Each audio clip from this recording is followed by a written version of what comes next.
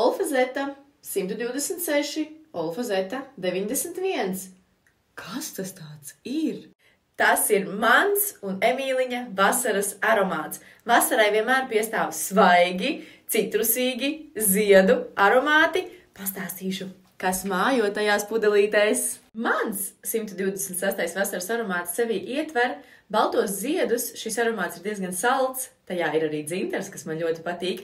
Tuberroze, dzeltenie ziedi. Tas ir ar vaniļas pieskaņu. Koksne, kas arī jau piemīt uniseks aromātiem, un tas ir silti pikants. Šis aromāts tiešām nepatiks visiem, taču tie, kas mīl uniseks aromātus un kam patīk tāds skaists izsmalcināts aromāts, tad Olfazeta 126 tev patiks.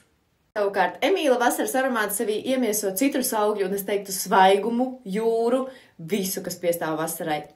Citrusaugļi, koksne, svaigi pikants, baltie ziedi, salds, augļi, ziedi. Īsāk sakot, šis ir aromāts, kuru es Dievs, tagad labi smaržo vīriešiem. Tātad 126 vai 91 tavai vasarai.